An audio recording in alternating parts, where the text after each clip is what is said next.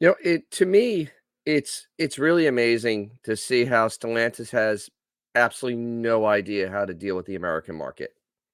And this video is going to be kind of straightforward, because I'm going to show why they don't understand it. Because Stellantis is a European company. They are based in, I think, Brussels. They are a mixture of Peugeot and Fiat and Citroën. They're 6% owned by the French government, and they're used to handouts from the government to keep them liquid. It's just a way of doing business over there. It's very socialist. And going with that theme, they kind of don't make a big product mix. And that doesn't work in America. And I'm going to show you just how just how off the mark this new charger lineup is with the 2 appliances and the 1 gas car with the Gonzo motor in it. That's the only option you have, and it's a two-door, and there may be a four-door later on, don't know when. So, I come on with me for a little trip down memory lane, and we'll explore this lack of product mix. So first, let's take a look at what we have now. Okay. So we have this a four-door electric appliance, and then we have a two-door electric appliance, and then there's going to be a two-door gas-powered uh, car with a 550 horsepower inline six. The four-door that eventually will come will only get a 420 horsepower engine. So you really have, if you want a four-door, you get one engine. If you want a two-door, you get one engine, and that's just the way it is. That doesn't seem really good because take a look here at their previous lineup. This is just the Dodge Challenger. And the Dodge Challenger and the Charger Coronet thing were mildly successful. I mean, they were. But, most of them that sold were in this range, the six-cylinder. And then maybe some more, the second biggest thing was the RT and probably the lower RTs. And these really weren't crazy horsepower. They were like, what, 350, 370, nothing insane, below 400. And, you know, very good for a daily driver, really won't get you dinged on your insurance. It's not a race car, not considered. And then, of course, you have Scat Pack, which now you're almost at 500 horsepower. Insurance changes, gets a lot more expensive. And then, of course, the Hellcat, that's a whole nother realm. This is from a few years ago, but their product mix never changed because Stellantis didn't put any money into the Dodge or Chrysler, Jeep, Ram brands. They just basically just kept on rebodying stuff that they inherited from the federal government when FCA went bankrupt because of things. So give you an idea of the way that Fiat thinks, because this is part of and the part of Stellantis. I pulled up the Italian website for Fiat, its current lineup, and you have one of each. I wish I was kidding. Okay, so there's a one diesel, the 500X, the 500E electric appliance, the Nuova 600E, which it replaces the Cinquecento. Oh, so that's an E also. That's an electric appliance, and then a Panda hybrid. There's only one model of each. In their mindset, this is the way it works. Remember, they're a socialist country. It really is. I mean, it's all of Europe is very socialist, and this is socialist offerings. You get one. If you have more money, you can buy better, but not the same model. You just have to get a better model. And this is just in the quote unquote Cinquecento line, which isn't even the Cinquecento line anymore because they have the Seicento. And then the Panda, which has always been a bigger car and a higher seller, but there's no product mix. This is what you get. That doesn't work well in America. I mean, this is what you had, many, many choices. So if you wanted a Challenger, but didn't want something fast and wanted to get really good fuel economy, yeah, you could buy this. If you just liked fast cars, then, but you didn't wanna go crazy, you could have just bought an RT Scat Pack, or even a Shaker, you know? You had options to get, but if you wanted that body style, you can get a low performance one. This goes back a long way. I'm gonna go and pull back my year of my car, my Charger. This was the Charger lineup in 1972.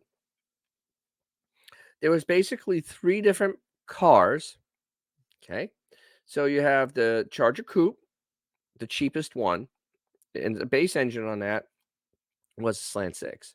Then you had a Charger hardtop where the rear windows went down and a little bit nicer, a little better interior. And then you had the Charger SEs, what I had, which was the top of the line. It came with special treatments, came with more sound deadening. You were able to move up the ladder. Of course, then on the coupe and the hardtop, you can get a rally option. And the Charger Coupe was the cheapest rally because the rear windows were fixed and it had less stuff in there. It was a bench seat. It was just a basic car. But you were able to buy that and buy the more powerful stuff so you can save money. See, if you look at the equipment, standard engines, the 6-cylinder slant 6 was standard on the Charger, the coupe and hardtop. But you can get something that looked like a cool car, but still just have a slant for fuel economy or insurance issues. The 318 was the base in the SE. So that's how that worked. But then you were able to option these cars. The Rally was the only one that got a 340. The 400 4-barrel was available in the Charger SE and the 2-barrel, and the 440 was available in the Rally and the SE only, and the 6-pack, which was available for like 1 month, was available in the Rally only. That's how product mix works. And you had different price ranges because there was $1,000 price difference between the cheapest Charger and the most expensive Charger base price. This was the way it worked. Now, let's take a look here because, like talking about the engines and the price of the one Charger, the coupe. Here is the Ram lineup, okay? And this is going to be this is a good indicator here of pricing because the tradesman only comes with the Pentastar 6 or a low output Hurricane. Tradesman FHC, same thing. It's just a fancier package. The Bighorn, the e-torque 6-cylinder is base, but then you can only get the SO. Laramie, nope, only SO. Rebel, a rough-road vehicle, SO. The limit is where you start getting the HO, and the reason I'm showing this is that look at this price. It is $80,000. That is where because this doesn't come with it, and it's 64,000. They don't give you the option of an HO. So, it's gonna be a very pricey car. And we go back to this mix, these weren't that pricey. I don't see very good things because of the product mix. If I was a Dodge dealer, I would be worried. Well, there's no such thing. If I was a Dodge, Chrysler, Jeep, Ram dealer, I'd be really worried. Ram, you have a little bit better chance, even though the towing went down on the Ram a lot. Yeah, it can only tow the maximum it can tow is 11,104, which is less than what my 11,400, which is less than what my 2016 F-150 can tow. That can tow 12,600. Yeah, it doesn't seem like it's a step in a very good direction now, does it? 11,005. I mean, none of these are over 12,000 pounds. None. None of these are over 12,000 pounds. So that's kind of a little of a side. It's just showing though that they don't understand this market. They don't get it. And yeah, this is gonna be fascinating to watch Dodge die because the Hornet is a failure. The Durango is dead man walking. I can't imagine that they're gonna make the Durango stay around because there's no purpose for it. It would have to redesign it, put the 6 in there. I don't think they're gonna do that.